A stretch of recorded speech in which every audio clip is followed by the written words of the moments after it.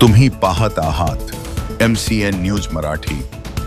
शेतकरी आत्महत्याग्रस्त कुटुंबांशी सातत्यपूर्ण संवाद ठेवून त्यांची प्रत्येक अडचण जिल्हा संवाद कार्यक्रमाच्या माध्यमातून सोडवण्यात येईल, तसेच त्यांना विविध शासकीय योजनांचा लाभ मिळवून देण्यात येईल, अशी ग्वाही अकोला जिल्हाधिकारी वर्षा मीना यांनी दिली आहे।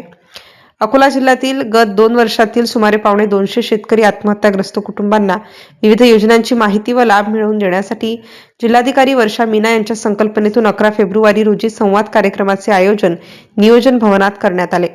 यावेळी जिल्हाधिकारी श्रीमती मीना यांनी या कुटुंबाशी थेट संवाद साधून अडचणी जाणून घेतल्या व या कुटुंबाच्या अडचणी तात्काळ सोडवून त्यांना विविध योजनांचा लाभ मिळवून देण्याचे निर्देश यंत्रणांना दिले। कुटुंबातील व्यक्ती गेल्याची भरपाई कशातूनही होत नाही, मात्र अशा कुटुंबांच्या अडचणी सोडवून त्यांना विविध योजनांचा लाभ देऊन दिलासा देण्याचा हा प्रशासनाचा प्रयत्न असल्याचे मत यावेळी जिल्हाधिकारी वर्षा मीना यांनी व्यक्त केले।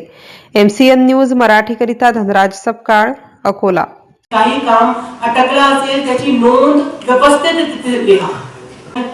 पर्सनली तुम्हाला कॉल करून काहीतरी दस्तावेज साधारणतः 130 कुटुंबीय त्या स्कीम त्या लोकांपर्यंत पोहोचतात, परंतु हे सर्व जे कुटुंब आहे ते कुटुंब या दुर्दैवी घटनेमध्ये आहेत, त्या सर्वांना आपल्या ठिकाणी मॅडमच्या मान्यतेने आपल्या सगळ्यांना विनंती करतो की मागच्या 2 वर्षामध्ये जे आपल्या कुटुंबावर आघात झालेला आहे, म्हणजे अपंगत्वाचं जे सर्टिफिकेट असतं जे CS ऑफिस मधून मिळतं ते ऑफिस मधून घेऊन आमच्याकडे येऊन अपडेट केल्यानंतर त्यांना दर महिन्याला 2,500 रुपये मिळणार आहेत। त्याच्यानंतर जे BPL धारक असतात त्यांच्या तहसील कार्यालयामध्ये जाऊ शकतात, तिथे संजय गांधी विभाग असतो, त्याचा असल्यानंतर तुम्हाला मंजुरी येईल आणि त्यांच्याशी भेट एकदा मला करायची होती। त्याच्यामुळे तुम्हाला सगळ्यांना मी 5-6 लोक बसवलेले तिथे तुम्हाला जायचं आहे आणि तुमचे नाम लिहायचे आहे, पूर्ण तुम्हाला तिथे तुमचा विषय मांडायचा आहे, लिहायचा आहे, ठीक आहे। पुरामध्ये नुकसान झालेलं होतं त्याच्या ऍप्लिकेशन द्यायचे, ऍप्लिकेशन पण द्या, पण तुम्हाला ऍप्लिकेशन दिली तर चांगलं राहील त्याची, पण तुमची त्याची एक हे विषय झाला की कृपया करून तुम्ही आता जाताना लिहायचं आहे किंवा आताही सर्क्युलेट केलं तर बघून घ्या, ठीक आहे। 10 दिवसात याच्यावर कारवाई करायची। हा विषय इथे संपत नाही। आजचे नंतर पण अशी सूचना माझी सगळे कर्मचारी अधिकारी ऑफिसर्सला आहे। याचे नंतर शेतकरी होते ज्यांच्या हे अनफॉर्च्युनेटली झालेलं आहे, तर याचे नंतर पण कधीही हे लोक स्वीकारायची आहे अशा आज रोजी मी सगळ्यांना असं निर्देश देत आहे, इंक्लूडिंग मी। माझ्याकडे पण 20 हम ये काम कर सकते हैं और तो हम क्या ही कर सकते हैं, पण कमीत कमी हे काम सगळ्या अधिकाऱ्यांना करायचे आहे। हे सेन्सिटायझेशन फक्त हे आपल्या आतमध्ये पण आपले अधिकारी म्हणून आपल्या आतमध्ये पण असलं पाहिजे की यांनी जो बघितला आहे त्याचं काही कंपॅरिझन नाही आहे। आमची परिस्थिती थोडी म्हणजे कामाला गेल्याशिवाय आमचं भागत नाही। लिहून द्या, आम्ही ते कागदपत्र काढून।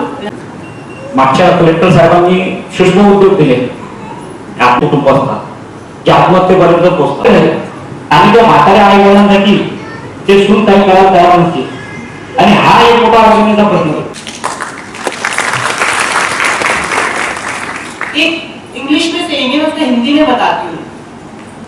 किसी को मछली पकड़ के देने की जगह तुमची निघाली पण आपके बच्चे हैं अभी 18-19 साल के, तो जे काही परिस्थिती कठीण आहे पण नक्की बदलणार आहे, पण आप ही बदल सकते हो। मैं जिल्हाधिकारी म्हणून काही करू शकत नाही। 2-3 तासामध्ये स्कीमची जानकारी दिली ते त्याच्यात पण जायचं काही मोठा होणार नाही। तुम्हाला अवेअरनेस असली पाहिजे शासनाकडून काय काय आपल्याला लाभ मिलता है त्याची जानकारी महत्वाची है, क्योंकि आजकल अगर जानकारी नहीं है तो क्या करोगे, वो मदद ले लेके आपको ही आगे बढ़ना है, ठीक है। अब ये तो कोई जस्टिफिकेशन नहीं है कि मेरे पास काम नहीं है तो मैं शराब पीने लग जाऊँ, ये कहाँ की सही बात है, तो कोई सही बात नहीं है इसमें, तो मैं भी कुछ नहीं कर सकती हूँ।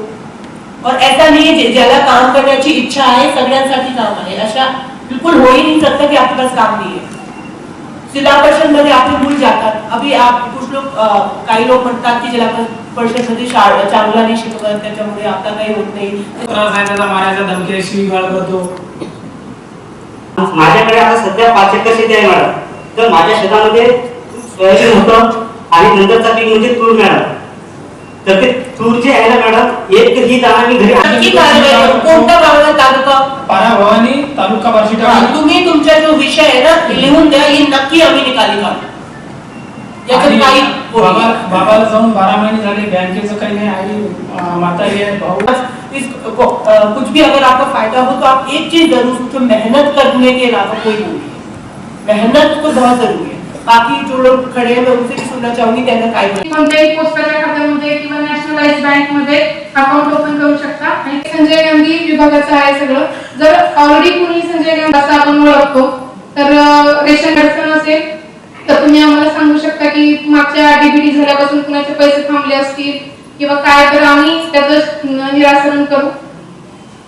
तुम्हाला 35 किलो धान्य मिळतं, पीएचएच असेल तर प्रति व्यक्ती 5 किलो धान्य मिळतं। तर आता सरांशी चर्चा केल्यानंतर असं आहे की जे यातले लाभार्थी आहेत म्हणजे करून तुम्हाला धान्याचा लाभ देण्यात येईल। त्याच्यासाठी तुम्हाला तहसील कार्यालयामधली जो पुरवठा विभाग आहे त्यांच्याशी संपर्क साधायचा आहे, त्याच्यामध्ये प्रयत्न करू। याच्यामध्ये जे ई शिधापत्रिका आहे म्हणजे रेशन कार्ड म्हणजे जे आपल्याला हातात मिळवलं झालेलं आहे, आता सगळ्यांना प्रमाणपत्र मिळतं, ई रेशन कार्ड म्हणतात त्याला। तर तुम्ही ते डायरेक्ट सीएससी सेंटर मधून अप्लाय केलं करता येतं आणि ऑनलाईनच कार्ड मिळतं। जर तुम्ही तुमचे जुने रेशन कार्ड जे आहेत जे पुस्तकासाठी करू शकता। त्याच्यानंतर ज्यांच्याकडे ई रेशन कार्ड आहे त्यांच्याकडे सर्वांना आयुष्यमान भारत घरकुलचे असो, शौचालयाचे असो, काही विषय असो तुम्हाला, आणि ज्यांना लिहिता येत नाही दुसरे आपले अधिकारी असेल त्यांनी त्यांना तोंडी सांगितलं, त्यांचे नाव, मोस्ट इम्पॉर्टंट तुमचा फोन नंबर आम्हाला हवे आणि तुमचा पत्ता, म्हणजे तुम्ही कोणते गावाचे आहे। आणि त्या म्हाताऱ्या आई वडिलांसाठी ते सून काही करायला तयार नसते आणि हा एक मोठा अडचणीचा प्रश्न